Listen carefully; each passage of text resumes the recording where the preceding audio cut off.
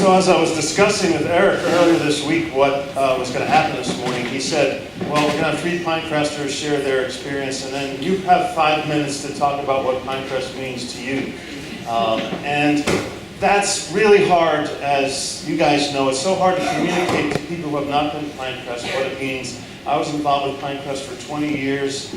16 of those as the director. How can I communicate that? And then I had this idea that I'm hoping was inspired by the Holy Spirit, but you'll have to let me know.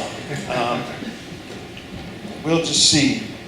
And I'm sure pretty early on some of you are thinking this was not the work of the Holy Spirit at all. But you know, fools just rush in where angels fear to tread. So this piece of art, which may or may not stay here, will not stay here. This is one of my most favorite pieces of art ever, as you can probably tell because it is tattooed on my left arm. This is the Holy Spirit that has adorned our entryway for years and years, that was executed by Lynn Beard. And what I like about it so much is that it's just so vivid and so dynamic. The energy in this fairly simple piece of art just jumps out of the page, and expresses that strength of the Holy Spirit. You going somewhere? Okay, you're good? Okay. And I thought, maybe that's a way to get into an understanding of what Pinecrest is for us. And as I was reflecting on this, I thought, what happens in our lives and in the world? We have this beautiful image that is given to us by God at the very moment of our creation. God says, before I formed you in the womb, I knew you. And we have this beautiful image. And then somebody tells us that we're stupid. Somebody shoots and kills an unarmed black man and obscures that image. You get into a relationship with somebody and they betray your trust and abuse you and obliterate that image.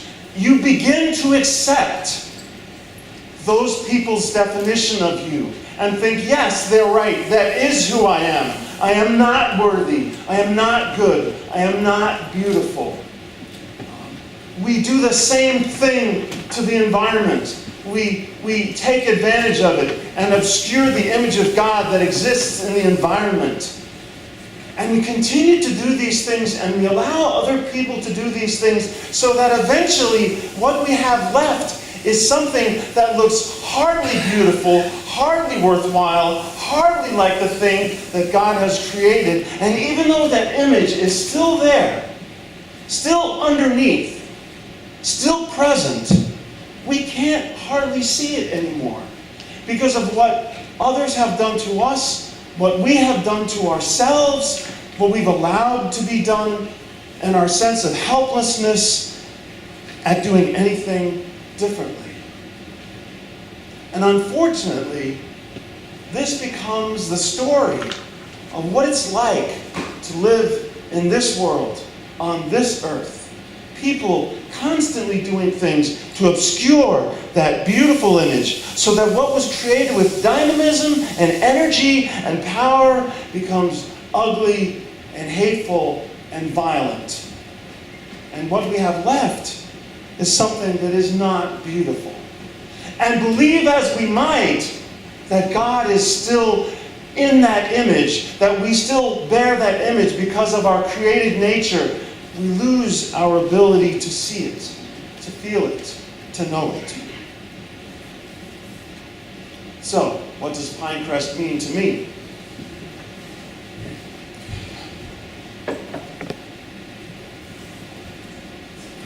You get to Pinecrest if you're a first-time camper, and what happens is that as you enter the campus, somebody runs up to you and gives you a hug and says to you, "Welcome to Pinecrest. I'm so glad you're here." And then throughout the week, as Emma described, there are classes that help you to understand that that image that you have accepted of yourself is not really who you are. People worship together, and God begins to work on their lives. Jesus is present to help reveal something underneath that we had obscured. God continues to invite us into relationship, and we begin to understand that underneath that image that we have accepted of ourselves and that others have accepted of us, we do have an image that God has created that reveals who we really are. And as the days of Pinecrest go by at its best, it helps people to rediscover who they were created to be, to take away some of that ugliness, to remember again that they are God's child first and foremost, only and always. And then, as people worship together, as people grow together, not just at Pinecrest, but what we're trying to do as God's people here at Emmanuel, we try to recover that image for one another. We try to say to people who feel broken and blackened by life, no, you are the child of God. And then we bring that also into our lives, to break those cycles of hatred and violence that would obscure God's image within us, to remind people that this beautiful, dynamic image of the work of the Holy Spirit is who God created us to be. And to not accept that other image of ourselves or of other people.